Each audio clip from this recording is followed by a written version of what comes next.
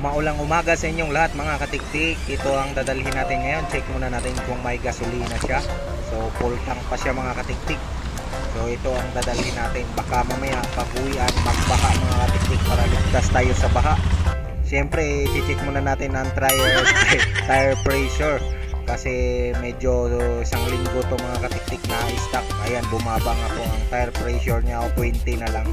May angkas pa tayo, kailangan natin magpahangin dyan mga katiktik. At syempre pati yung unahan, i-check na rin natin ang tire pressure.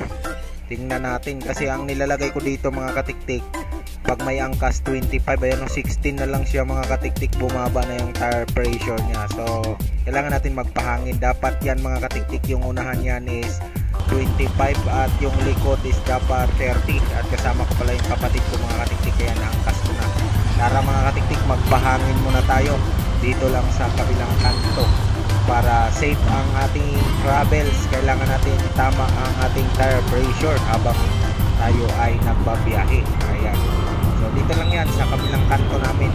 Papahangin lang tayo dito ng saglit. Kailangan magiging 30 ang likod at 25 ang harap. Pero pag solo lang mga katiktik, 25 lang ay 22 PSI lang mga katiktik harap likod kapag ako lang mag-isa.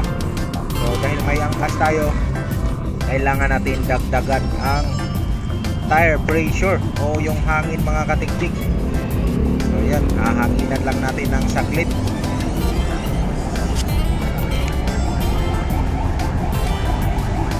So on muna natin, i-check natin yung measurement natin ng sa tire pressure.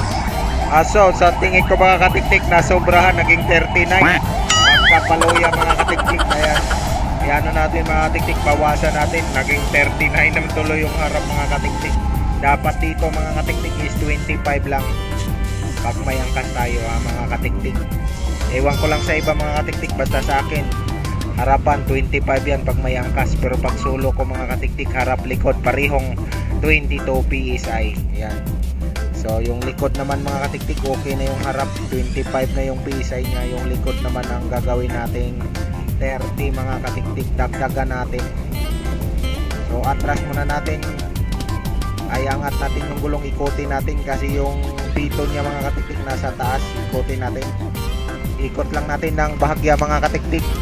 Ayan, nasa ano na siya, sa baba na yung piton niya, kaya madadagdagan na natin to ng hangin mga katiktik. So saglit lang, dagdag lang naman ng hangin, wala namang problema. So normal lang naman yan mga katiktik, kapag itinambay mo yung motor mo ng isang linggo, normal lang na magbawas yan, lalo hindi hindi tubeless kasi mga rim mga rim set.